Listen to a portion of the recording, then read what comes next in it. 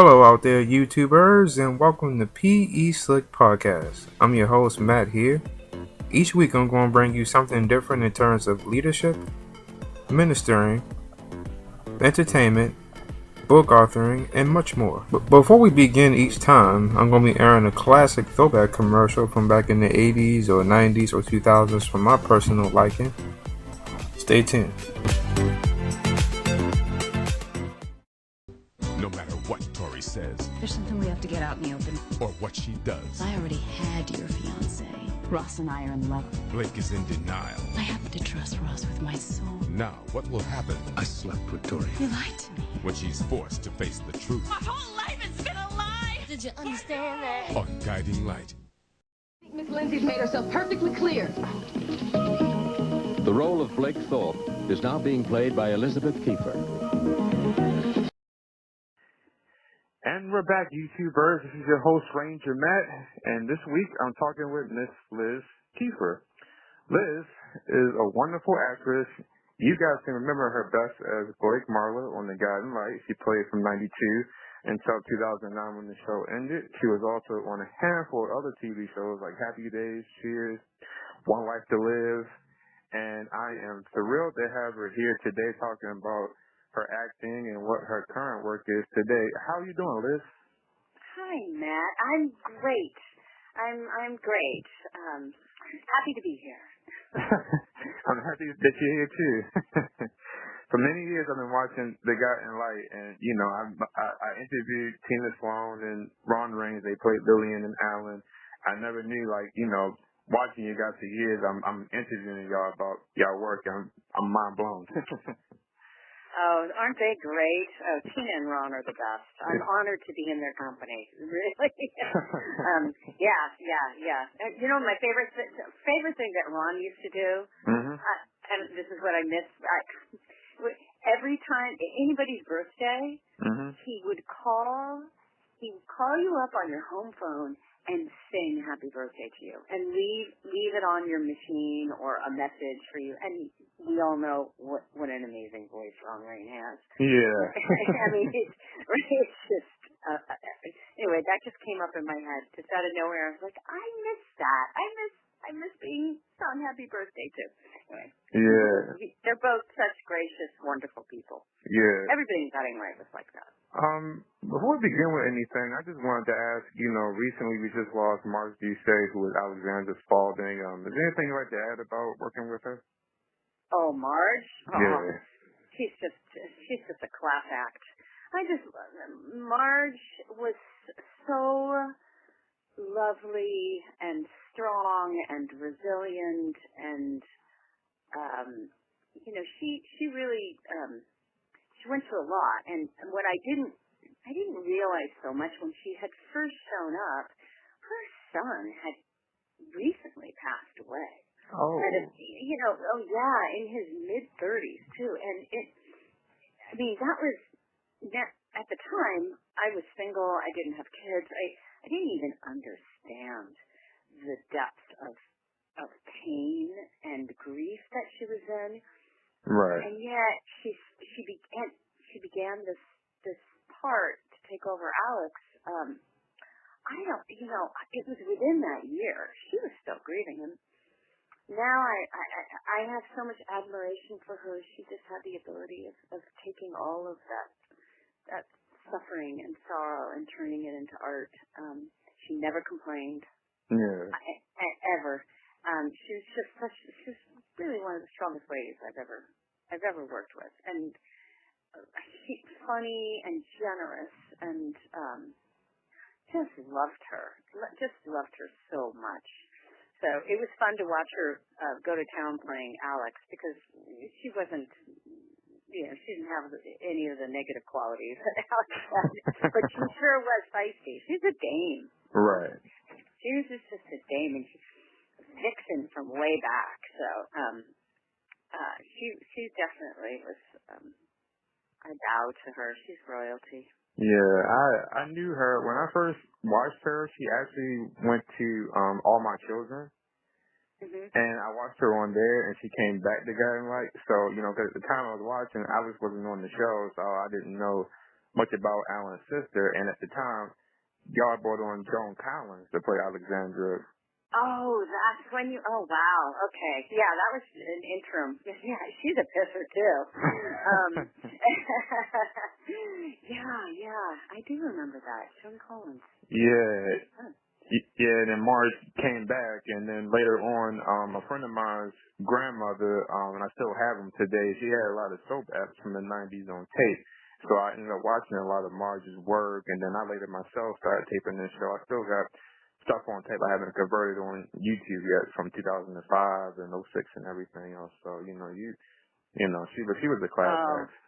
She was a class act. And I had a lot more to do with her in the 90s, when I first came on. Yeah. When I first came on, I was still in that storyline. I took over for Sherry Stringfield, and so it was that storyline about Ross, just getting together with Ross. Right. And was I doing it to get back at Polly and to spy for Roger, or was I really falling in love with him? And it was a wonderful storyline, but Alex had so much she had much more to do with my storyline at that point, because Blake was still in alliance with Roger, and you just never, I loved all of that, when you never really knew what Blake was up to. Right. Is she telling the truth or not? Is this a scheme, or is she really falling in love, or what's happening? And, so Alex, we had some good scenes early on. Yeah. I enjoyed it. Okay. Let me back up with you a little bit. Where are you from? Originally from California. I'm from Southern California, born in Santa Monica. Okay. And I'm one of the few. There's a handful of us. Maybe more so now, but at that point, I feel like I was like first generation of people. My parents had migrated to California from the East Coast in the 1950s or so. Right. And then I married 5 kids, and this was true. They were there forever after that. But so when I went to school, I feel like I was growing up with kids we were the first generation that actually was born in California, because it's such a transient town, especially Los Angeles and Southern California, and the industry and all that. Right. But I'm coming up on spending almost half as much time in my life as in New York as in California. I'm almost there, and then I'll because I love both so much. Yeah. Okay. When you were growing up, what kind of hobbies did you have? Oh, hobbies growing up. Let's see. I love to dance. I love all kinds of dance. And I was really physical like that. I love roller skating and skateboarding. And, my sister was about 6 or 7 years older than me, and she was always involved in theater. Right. And I used to be brought into theater as, she needs a kid. She needs in the Christmas present. We need 2 kids to sit by the tree. My brother and I would go. So I feel like all my hobbies were oriented towards fun stuff with theater from day one, because I would just that naturally lent itself towards dancing and singing and that kind of thing. So, and that's what I would do for fun. We would put on shows at night, for our parents in the backyard, and I'd come out in my roller skates. Yeah. My brothers would be on their skateboard, and it's just I can't remember not doing that. Right. Any other hobbies? I'm always been somebody that loves to work with their hands, so I would, but I'm not super proficient. I would just love to crochet and knit, but I'm not making anything other than long scarves. I think I just love the meditative aspect of that, and I used to love to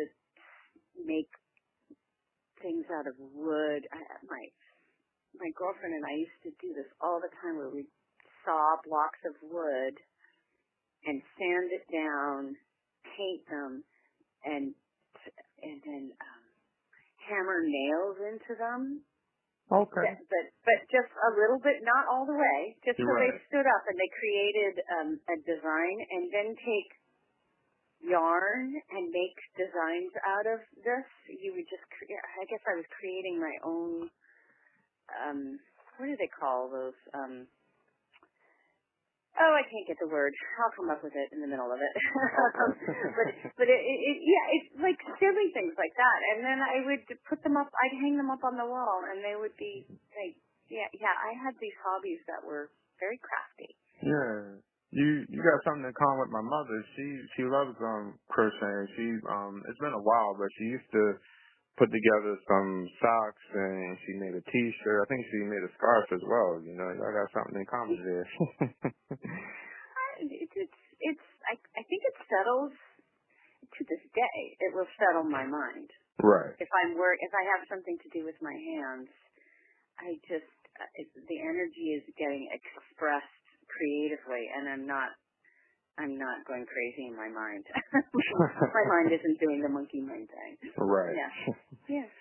So, when in your life did you? I mean, I know you recently talked about doing plays, but when exactly did you know that acting was something you wanted to do?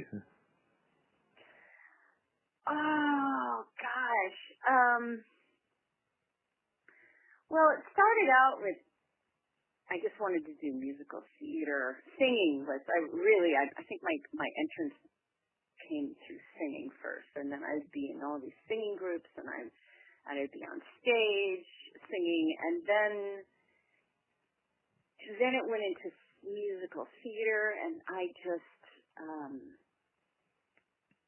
loved being able to tell stories in that manner.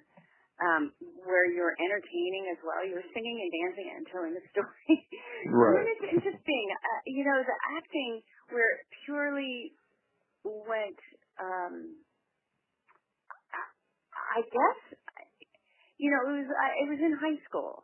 It was in high school when I really got the bug of, I really want to do a deep dive on this acting. And I knew I was good at going in and out of characters. It was easy for me, and Right. And I kind of came from a strict household, and there was something about the acting that allowed me to express parts of me that weren't necessarily allowed to be expressed in my house, and I enjoyed that. There was just some freedom in that. So I guess it was a way of therapy early on. It's like, oh, hey, you that girl here. Right. Oh, okay. And so I just made it. I used it. I used it to my benefit. Right.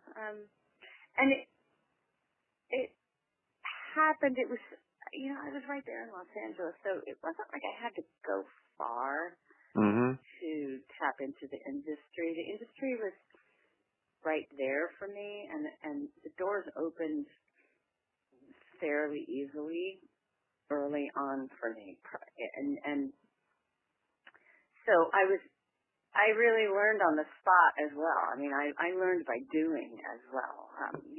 Right. One of my first jobs was Happy Days, and I don't think I knew what I was doing. And thank God for Henry Winkler. He was really helpful, Right. in helping me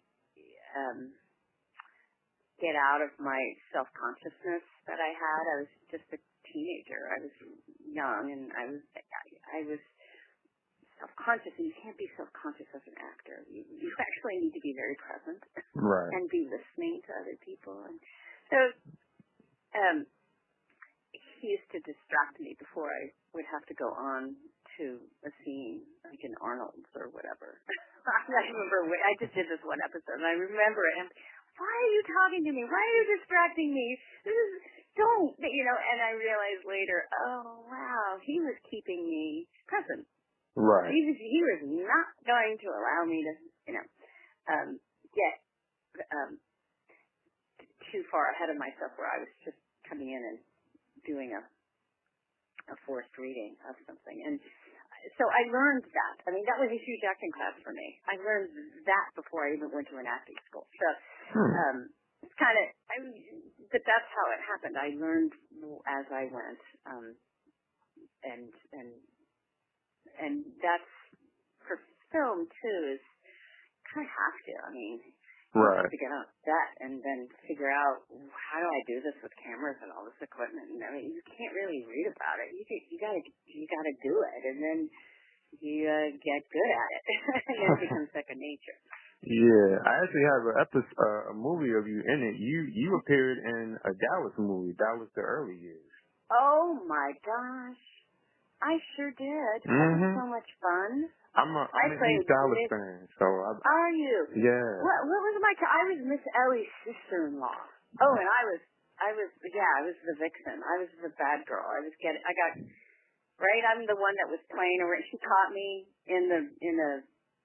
with one of the cow hands or whatever, rolling in the hay, and yeah. Yeah, that was a pre-early Blake Marlin moment there. That was it was. I was starting to develop the character right then and there. That was a lot of fun. I have to say that was loads of fun. I love Texas too. I've always had this I don't know, some sort of alignment with it. Right. I feel comfortable there. And it was easy to pick up the accent. It was so easy. I must have had it passed right there. I don't know. I understand.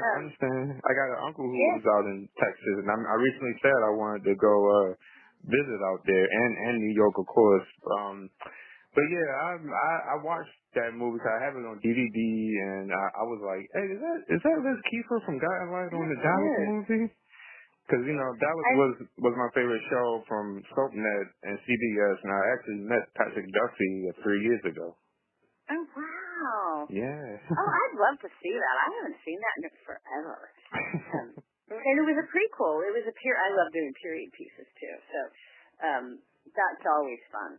Yeah. That's always fun to do another time period.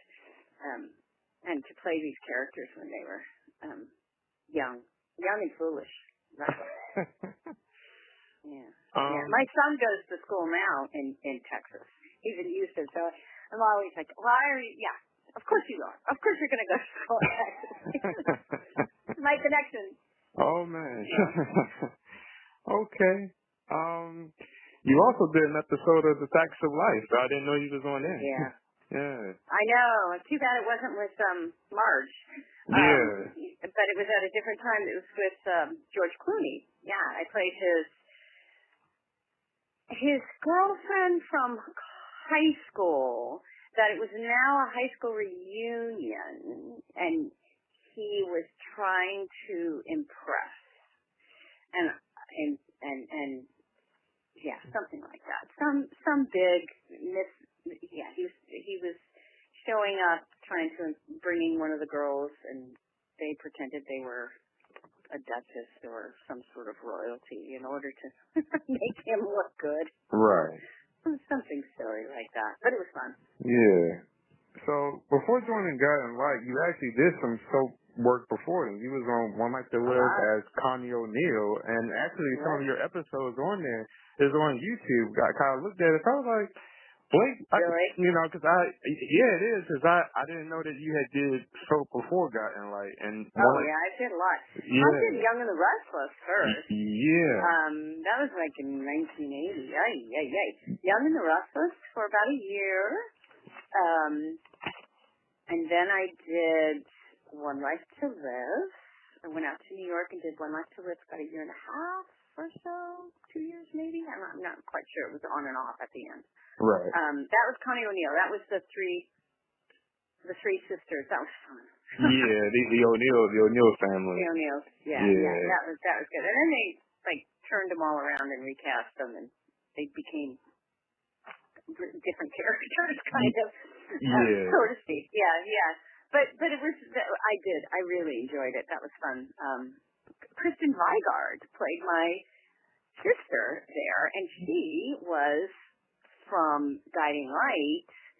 She, from the 70s, she had played, when she was a teenager, she played on Guiding Light, and that's the storyline, because I started watching Guiding Light as a fan in the late 70s into the 80s, and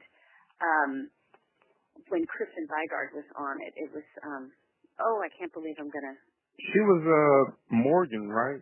Morgan. Yeah. Oh, that storyline made me crazy. I love that storyline. Right. And so when she ended up playing my sister on One Life to Live, I was like, I was a big fan of hers. Yeah. Yeah, I'm sure you're probably wondering, like, how do I know this? And I was going to say, between YouTube and because when Guiding Light ended, they had put some episodes out on the DVD. And a lot of people from that time that's, I guess, still acting today and some that's not, like John Wesley Shipp. And I had such a crush on him. Yeah. Oh, my gosh. Yeah. He was just, that was it. He was great. And so it was kind of surreal because I was also at the same time watching Ross and Vanessa and, Eve and all those old characters and Holly and Roger. And so that's why when I stepped up to the plate and actually came in to take over for Blake, this was in my DNA. I had been watching this my whole life, so I so knew everything that was going on with all these characters. So it was exciting for me, a little intimidating, but exciting. Yeah, that was actually one of my questions. Prior to you joining the show, did you know anything about the character of Blake? And well, the thing is, Blake, they aged her so drastically. So I knew about the character of Blake when she was a young little girl. I watched the whole show when Blake came into the picture, and it was Chrissy. Now, I have to say, I hadn't watched the show in the years recent to my coming in.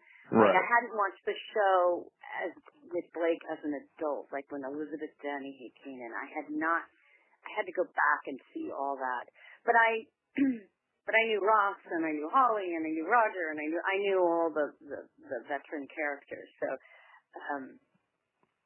So it was not a problem. And then I went back and right, watched everything of Sherry's, and was just, she's so good and so wonderful. So it was an honor to, go on. It was scary, too, because I'm like, oh, my God, she's so great. Yeah, because when Sherry was playing Blake from 89 to 92, she brought a different side to Blake. She was working with Gary Swanson. She was married to Philip. She had faked the pregnancy with Michael. And then around the time you came on, like you mentioned, Ross was running for senator. And it was like, there's it was really the storyline about Ross. Yeah. I took over that part of it. Yeah. And Holly. That whole relationship with Holly and Blake had to find its... I mean, I love playing that. Maureen Garrett's just my favorite person on earth. So, right. That was fun. Can you talk a little bit about your intake on Blake and Ross's relationship over the years?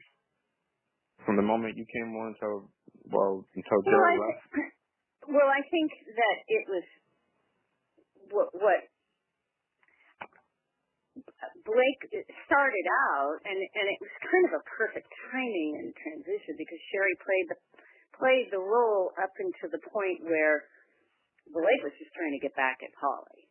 Right. Intrigued by Ross, but and so easily able to deceive Holly and use Ross because that's what she knew, to use people. That's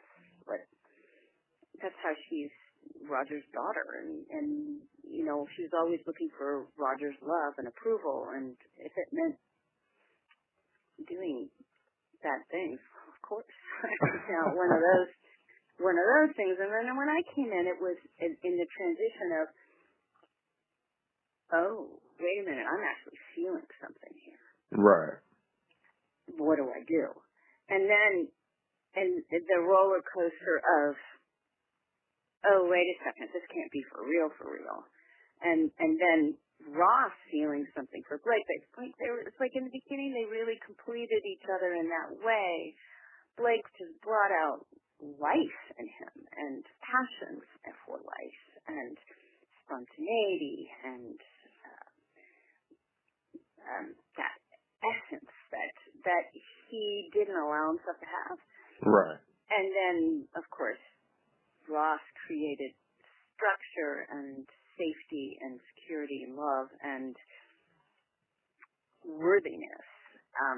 But I think for Blake, they were both very good for each other, except for Blake's Achilles heel was always never quite feeling worthy enough, never quite believing she deserved to have Ross love her. And I think that's constantly what would happen is, she would make these decisions to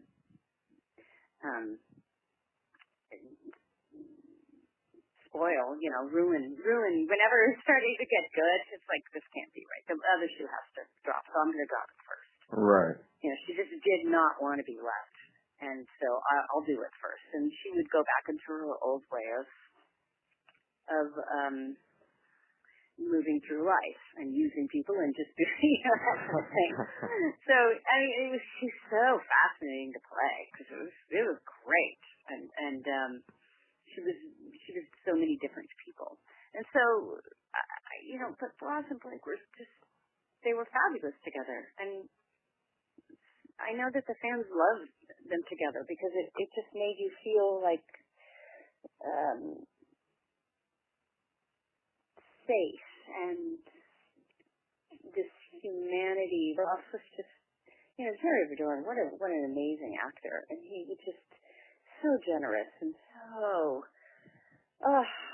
funny and giving and I learned so much from him. Right. But, you tell me why the audience loved us being together so much. It's like they just wanted us to be together. The fact that we were married on that show for however many years, it's just I mean, of course, we got divorced and remarried, but still, yeah, it's amazing. That's rare for couples on the show. Yeah, I mean, you guys were a good super couple. I mean, of course, in the soap world, y'all broke up and make up many times over the years, but you guys were one of the top couples of that show, and y'all are actually one of my favorite couples from that. And like, I love y'all as well as Philip and Beth and Reva and Josh. Yeah.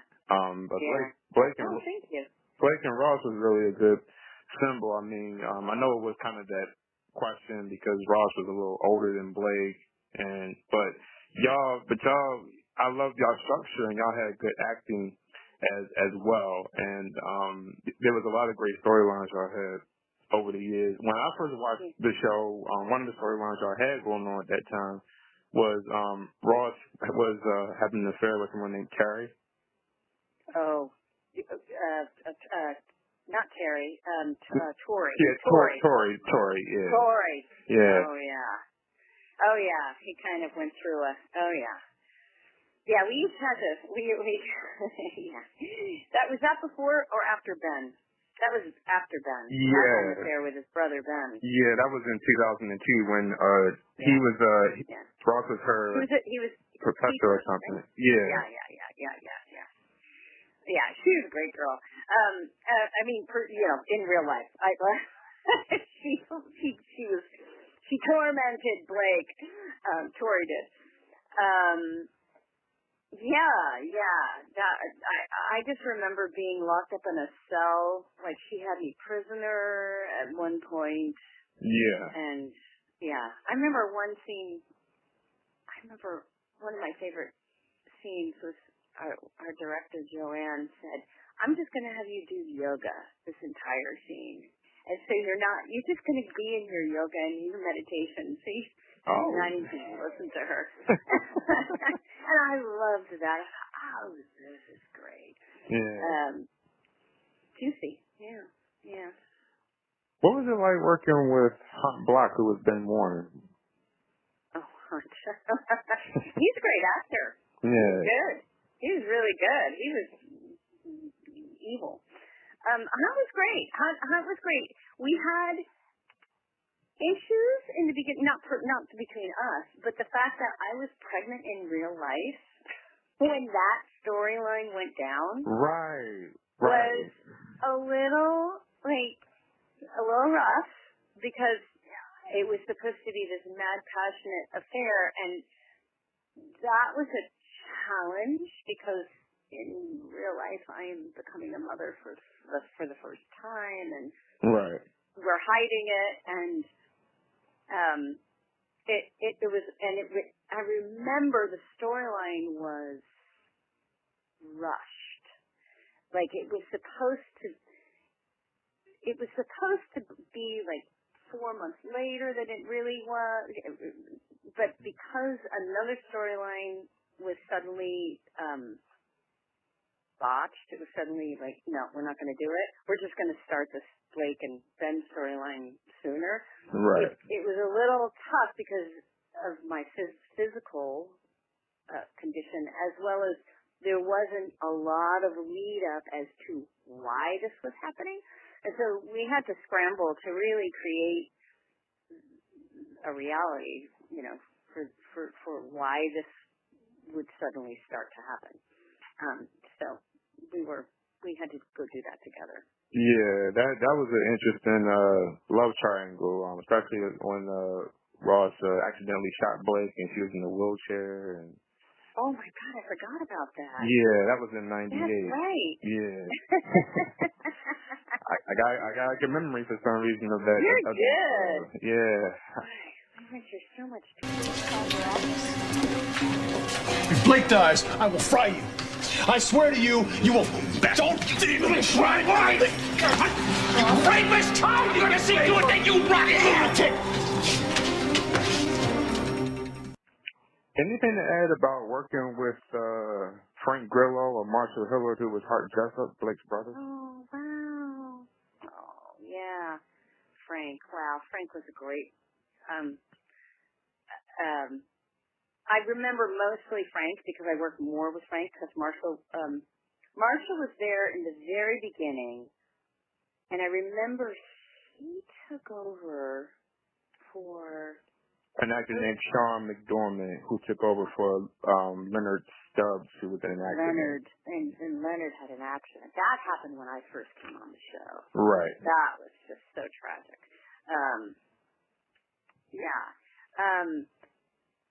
So Marshall was sweet. Marshall had more of a sweet heart to him, and then Frank came in and played. He had a little more of the Rodgerness in him, and a little, we were fun. I really enjoyed working with him a lot, and then that's when who's my stepdaughter? Ross's daughter. Oh, Dinah. I can't believe that name escaped me.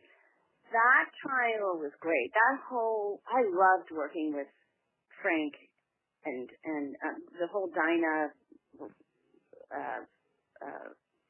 It was hard. Dinah. Wendy was playing her and Cassie. And then Cassie. Yeah. That was fun. I remember that mostly. You worked on the show for a long time, and I loved your relationship with Ross over the years. You guys were really solid. I wish I could have met you guys when the show was still on the air. Do you have any intake in terms of in 2006 when Jerry was taken off contract and left, and they killed off Ross in the plane crash? Well, that's just. One Life to Live offered him a pretty juicy role to take over that part of Clint, which was a pillar role. And so, that was sort of a no-brainer for Jerry. Well, the non-contact thing was a tough one because everybody was starting to be, it was all happening, and me and Maureen and all the veteran people, and it really did signal that we were in trouble, although they wanted us to stick around, obviously, because I worked non-contract for the last couple of years. But I mean, I didn't really know about it. So, I mean, I only found out the day before Jerry actually started One Left to Live. I didn't realize he was off. I think he didn't tell anybody. So, but he it was within, he wasn't under contract. He could do anything he wants. So, that's just the nature of the industry. He had kids in college. He's like, and he was being offered a contract, and he did an amazing job, and it was a fun character, and I think it was time. I mean, I'm sure he's sad that he wasn't with Guiding Light to the end because he loves Guiding Light, but that's just being a good businessman and a family man. Right. Taking care of his family too. I missed him terribly. It was difficult when he left, because I felt like I really was like a widow. That's why it was. Well, let's just kill him so we can actually be a widow, and then give Blake an opportunity to be, with somebody else too. Right. With Frank. So that's tough. And then again, they never found his body. They always left that open. Yeah, that could have been a tough moment at the end. Ross could have turned out alive. He could have been like, that would have been nice. That would have been nice. Yeah, I was going to mention that. I love that when the show ended that they paired Blake with Frank, because they had a friendship for many years. That really came full circle. That was a lovely touch. That they had a friendship for years, and the love turned into. It was a different kind of love. It's not going to be the same thing as that crazy Ross and Blake love, but wow, they had matured, and he was with it. I mean, who else but Blake would be able to marry and share stepchildren with, the two women, and Blake's the perfect person. It's like, of course, So I like that, the inclusivity of that whole little family that we became at the end with Olivia and Natalia. Yeah. and Frank's child, and it's great. Yeah. I remember talking with Tina Sloan about this, because, Young and the Restless, One Let There Live, As the World Turns, those shows were family orientated, but they always had actors come on and they didn't stay long. It was short term. A lot of you guys who are veterans, y'all stayed on for many years. Y'all really were like a big family. And well, we loved it. We were a family, definitely. And that's the one thing. I think people saw that. We really loved to work with each other. And I think that's part of how Jerry and I were a really good chemistry, because we were two actors that really wanted to work together. And it was fun. And nobody was trying to, it wasn't a type of scenario where people were trying to win scenes and, be the star. Everybody was supporting each other. And then we'd go, okay, so this storyline, Jerry, so many times we used to say he had to spin the beanie. He with the little thing, because he had to be clueless in order to tell the story. Like in the very beginning with the twins by two different fathers, and I'm not sure that's something you saw. Yeah, that was one of my questions. One of my favorite storylines, and in order to overlook all of the stuff that went down with Rick, and we used to joke because he played it so well. He would be so naive, and I mean, even to the point of finding Rick in the bedroom the night that Rick Rick was hiding under the bed or something like that, and his car was out front, and he sees Rick there, and just doesn't even question, because Rick and Blake are like brother and sister, and so we used to call it Spin the Beanie, and he, what other actor would allow themselves to do that? Just be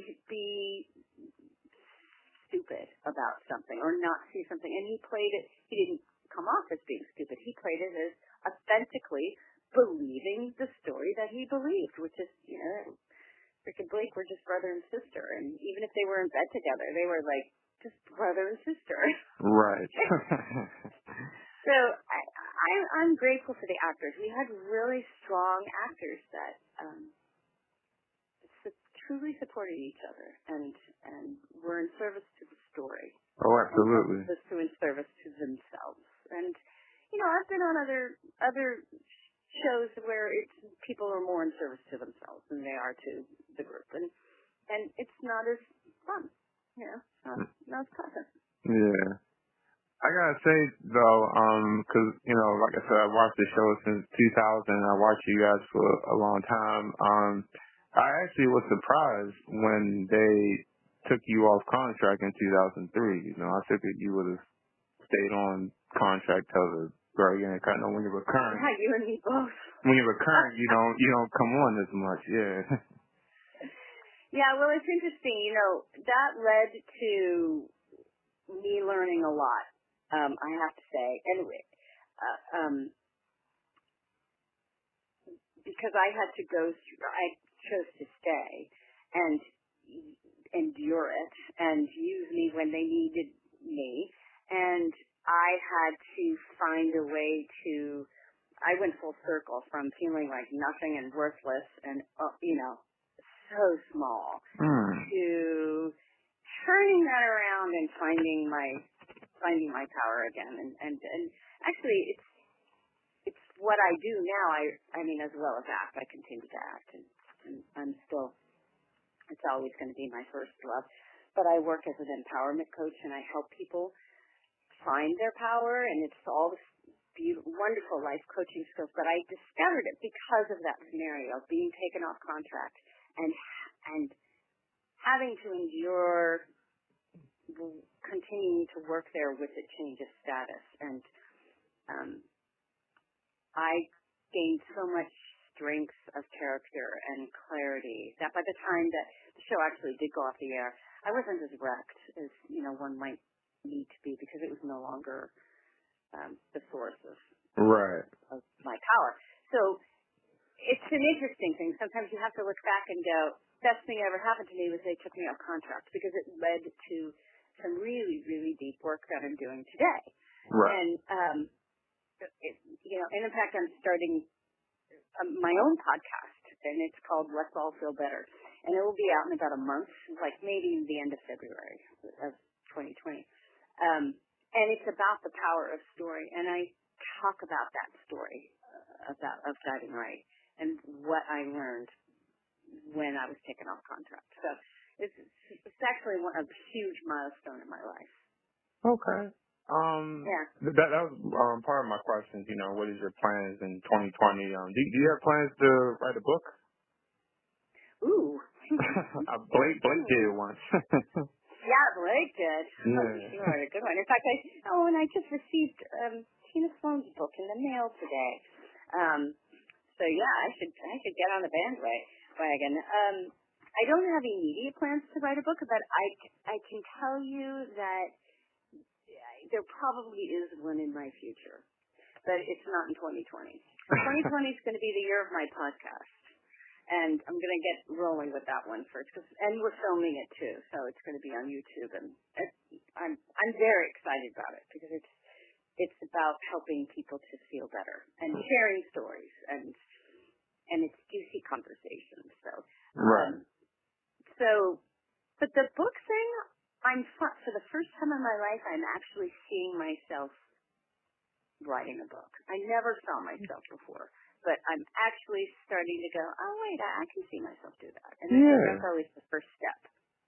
First you have to believe it. You have to conceive it in your mind, and so your heart can believe it, and then you can, maybe I could do that. Oh, absolutely. You got a big history, and, people would love to hear your story, including myself. Man, I know I'm talking to you now, but, you got a big history, and it'd be nice to put a book out about that, and your current work now and your podcast and everything. Well, thank you. I just might do that.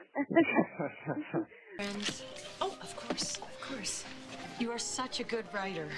Thank you. Yes, she is. I believe that Darlena could take a story, any story, and make it remarkable. But this story is so haunting. I am dying to know what happened to the son, Javier. Do you know?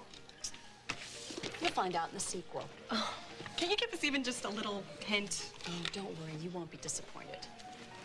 Thank you. No, thank you. How much did you have to pay them to get them to say that? Ross, I have a stack of fan letters at home asking me the exact same thing. Anything to add about working with Michael Slansford with Roger Thorpe? Oh, Michael. Oh, my God. We just... Such a fantastic actor. He was so good. And, you know, it's tragic what happened with him. Yeah. He's such a vibrant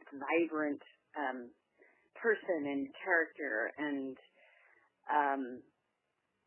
I loved working with Michael because he was so good. He could be difficult, you know. He was a difficult actor in that he demanded a lot because he was so dedicated to being honest and authentic, and he truly didn't believe that Roger Thorpe was bad. He was like, no, he was so believed in the justification of what Roger did and didn't do, and I loved the relationship with the father-daughter because that was the one place with him that he held it so precious, and I know he felt this way about his own daughters, but he really held that father-daughter relationship as sacred, and it was really hard for him when they had him, like he had to slap Blake, and he had to slap. That was that was a challenging scene there. Yeah. But he did it because he always found a way to make it real, and truthful for himself, and I really admire him for that. So working with Michael was like stepping off a cliff every day. Right. He was just so powerful, and you never knew what was going to happen. Yeah, that character of Roger, you know, because they had killed off Roger, then they brought him back, and Michael he was a strong actor, individual, and his passing was really, really tragic, and I was surprised when they recast the role briefly with Dennis Collado in '97. He didn't stay long, but yeah, that was yeah. Yeah, and Dennis, what a lovely man. And that's difficult to come in and do and take over for Roger, but it's unfortunate that he didn't stay with the show, but that was that particular regime with whatever their choices that they made, but because I think that wow, can you imagine Roger having to deal with that condition? I mean, it's kind of lends itself back to Charita Bauer when she, dealt with her physical condition, her cancer and everything that she had, and she couldn't walk at some point. I mean, I'm not clear on all the details on this, but in the very, early days of Guiding Light, and they used that, and it just adds to humanity, and that's what it's all about. Yeah. What was it like working with Peter Simon, who was Ed Bauer? Oh, a dream. That's all I can say. Just a dream.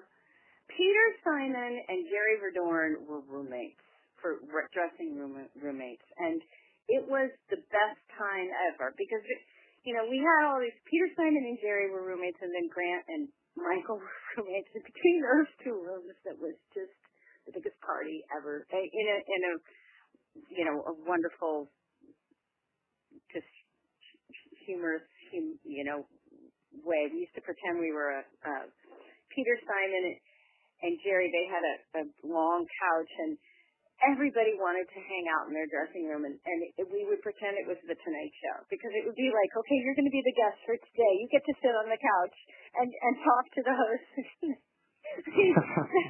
how popular they were.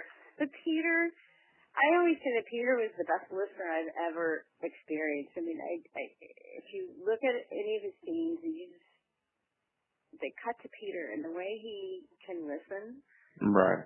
he taught me so much. I listened with his whole body, and he was so giving, and he could just melt you. So he's just a special actor, and funny, kind, witty.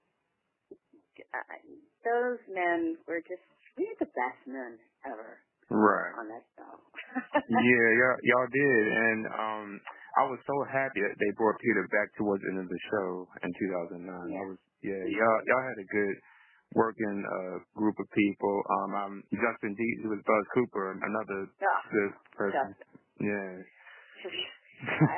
Justin is, I mean, again, another unbelievable human being that walked through the doors. Seriously, there's just nobody you can mention that wasn't fabulous. Right, yeah. We just such a great group of people. Yeah. What a talent. Yeah. Justin.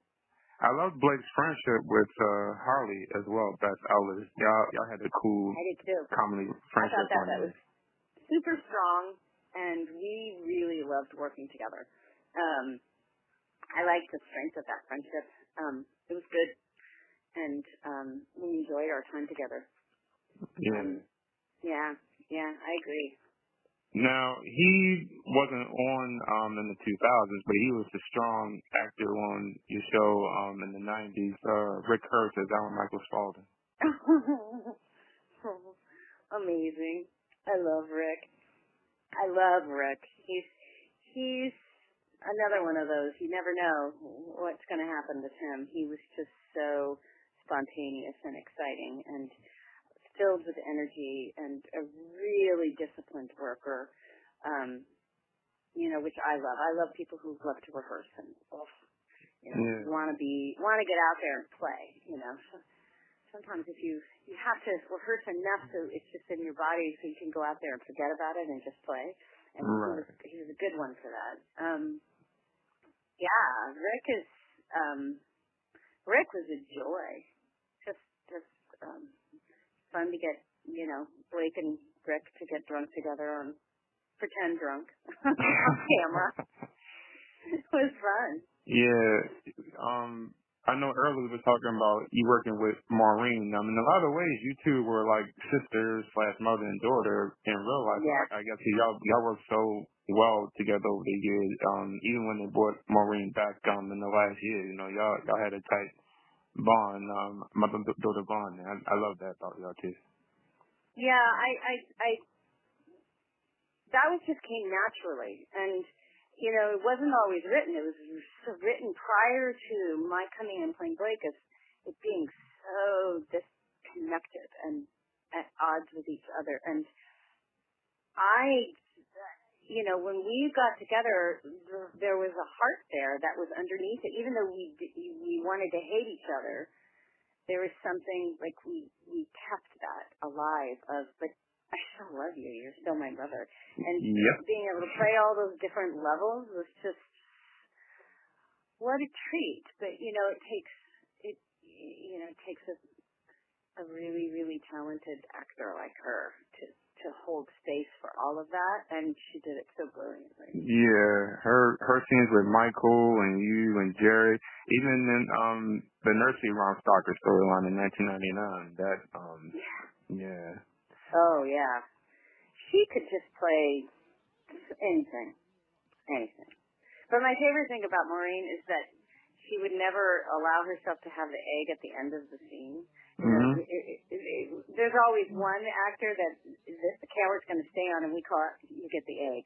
So you've got to hold whatever it is and still be real while the camera sits on you for these extra seconds that are not necessarily natural, and it's just so specific to soap operas. Right. She just would leave the shot. She'd be like, I'm walking away. She'd walk out of the shot. She was so great. He didn't do it on purpose. It was just, it was the rhythm. He was like, it's time to leave. I have to leave. Right. I just loved her. Well, well. The prodigal returns. Reporting for duty. You have no duty. You have been replaced. Oh, well, I met her, but she's only temporary, right? Permanent, Blake. You'd actually fire me out of spite? You walked out of here. As far as I'm concerned, you quit. Did you guys ever improv at any point? Because y'all acting was so good, you know. Did you ever improv anything as far as trying to memorize a line or story or anything?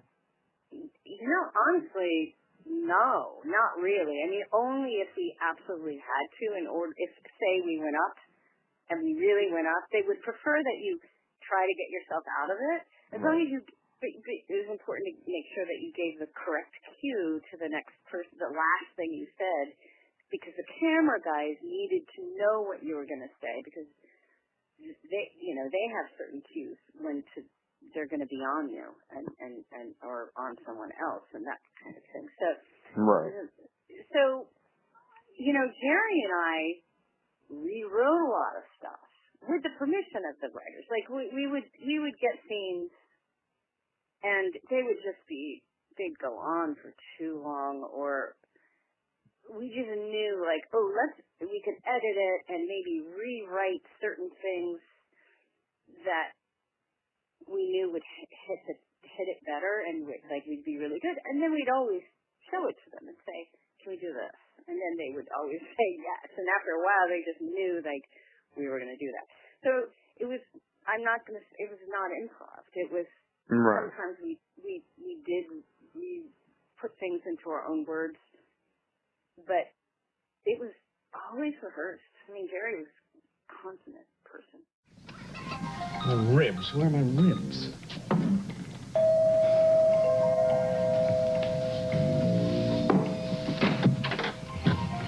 You forgot your ribs. Blake. Happy to see me? Yeah, I'm happy to see you. You're okay? What'd you think, I jumped off a bridge? If you keep me standing here long enough, I'm sure some lucky reporter will catch a picture with me in the ribs. Oh, yeah, come on in. All right. Where did you disappear to? Didn't exactly disappear. I couldn't really go home to Mom, could I? No. You know who improv and was really great with them? Who you played? Crazy. Bill Lewis. The last Bill and, Daniel Cosgrove? Yes. Okay. He was, like, you never knew what was going to come out of his mouth. And, of course, Michael O'Leary. So I forget about Michael O'Leary, but he's in his own, yes, he would improv. So I'm changing my answer. He would improv. Yeah, he was actually my last actor to ask. It was like working with Michael O'Leary and Grant Alexander. Yeah. Well, the best. Yeah. The best. Grant's just the biggest part, the most generous actor, always, just wonderful, funny, intelligent, heartfelt human beings. And Michael is crazy and wonderful, and I love him and I adore him, and he would improv. He would change things on me, but my favorite story is doing phone calls with Michael, especially during the Twins by Two Different Stories phone. They would have him call me and be yelling at me from a phone booth or something. And but we would shoot it at different times. Each end of the phone call, somebody else was saying the other lines, and you were just doing your part to it.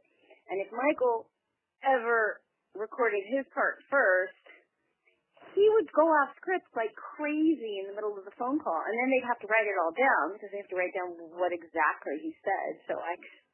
And I would get there, and I'd have to play to all the stuff that is completely not in the script that I learned.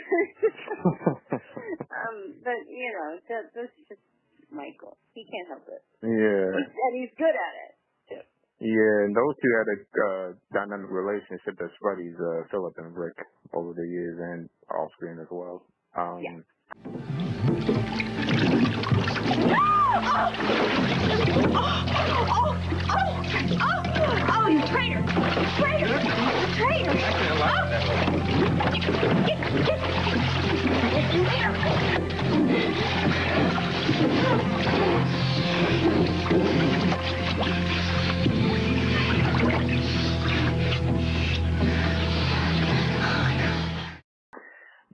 see Blake today if Guiding Light was still on the air? Ooh, a Blake today. Blake today would, Blake probably would be, what would Blake be doing? I want to say like she'd be on. Probably have a talk show promoting her upcoming book, and her and Frank would probably still be together. She would be. There's got to be something with Frank and Blake, and a talk show actually would be a really good thing. But I keep wanting to say she'd have this nonprofit business for what? Blake would start something. Blake would start a whole, maybe her own.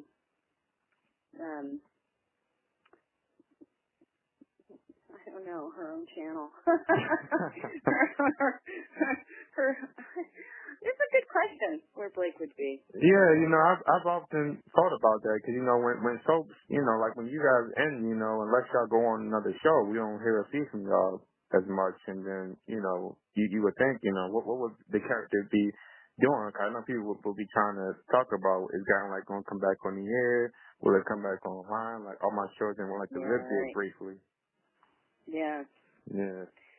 Well, where would Frank and Blake be with their kids? Man, I think all those kids. Yeah, well, I think by now Blake's children would probably be older. Marina and Mallory Marina would be with Shane still, probably doing something, and I don't know, maybe Eleni might come back and stir up the pot a little bit. I don't know, and Alan Michael. Yeah. Yeah. And Amanda. Yeah, that was another dynamic there. Amanda, they brought her on, Toby Poser. Yeah. Oh, Toby that was fun. We did some good food fights together. She was fun. Yeah. I like fighting with her. Yeah. Do you see yourself return to daytime on any of the other shows? I know you was on Y&R Days and General Hospital before. Right. I'll never say never. Never say never. It's the first time I'm able to even think about being somewhere else other than New York because my kids are finally out and going to college now. Right. And so I'm not rooted. Before I felt pretty rooted to New York. So now is the beginning of my freedom. I'm gonna fly. So. Yeah, never say never. You're right. I have dreams of starting my own show based on my podcast. I think would be fun to do too. I mean, it'd be fun to have my own production company, create something. Now, lots can happen. Yeah. Lots can happen. But yeah, I'd be out in California because it's all out in California now. Yeah. What advice would you give somebody that's coming into acting right now? Oh, no. I would say always follow the joy in this. Like, what's most important is to remember it's fun. To remember that and to hold on to that. Because it really changes your mindset when you're in an audition or trying to go for something. Don't forget how much fun it is. Because when you're doing it for the joy and you know why, I mean, and it's also good to know why you want to be doing what you're doing. It's really great to know why I really like being part of telling this story. Because it helps you to stick with it when the times get sparse. Right. To always know where the joy is, to look for it. I just think that it's just so important because otherwise you'll give up. And be yourself. Don't try to be anybody else. Don't try to copy anybody. Don't try to be a type of somebody else. That's more important. That you have your own quirks, your own idiosyncrasies, your own special genius, your own your own faults, your own everything, because it's what makes you delicious and what makes you human and attractive. So, because that's the biggie. I think sometimes, people try to just emulate other people. Yeah. You can use them as inspiration, and you can use them as a sounding board to jump off from, type of thing, Right. But don't try to be anybody else but yourself. That's what we want to see. We want to see you, actually. Absolutely. And Liz, I also I hope maybe one day to see you maybe do I know you say you're doing more acting, but guest star on a TV show or join a series or Oh, I would love to. Yeah. Yeah, I'm open to that. Now, I'm very, very open to that. So, lots can happen. Yeah. Yeah. You never know. Are you still in touch with Laura Wright, who was Cassie? She's now in I love Laura. now. She's great. Laura's wonderful.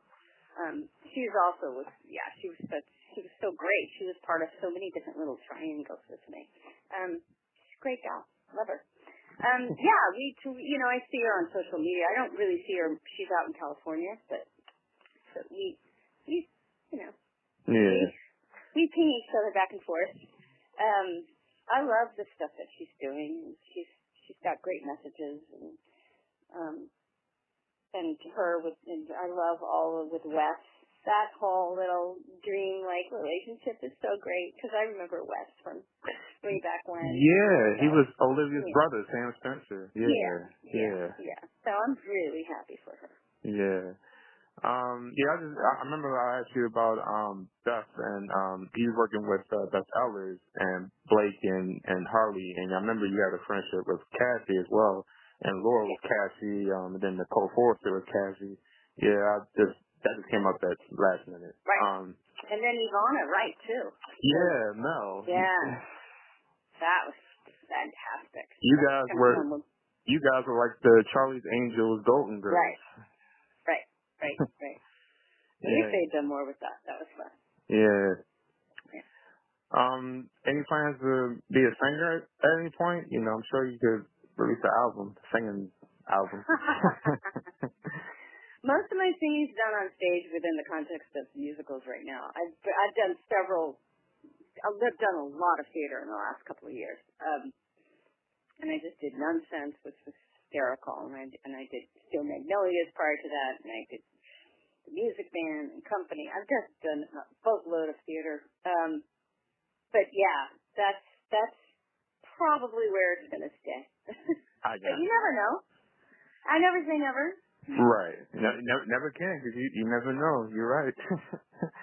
I do plan to come to New York at some point, because I do want to see I've never seen a Broadway show before, and I plan to come to New York to check it out. There's actually a Disney composer named Alan Menken that lives in New York that made a lot of musicals out there. I plan to eventually explore New York at some point. Good.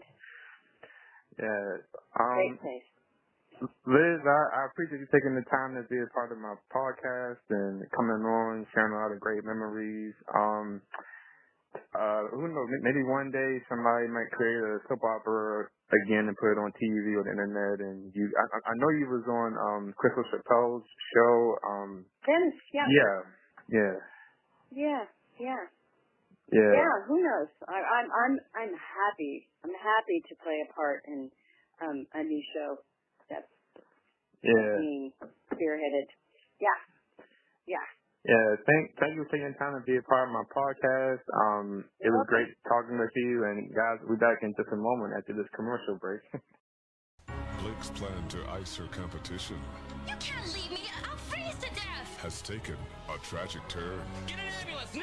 And a dramatic twist. Ross, do something. Has Blake finally blown it? Have you gone completely crazy? Her world is crumbling around her on Guiding Light.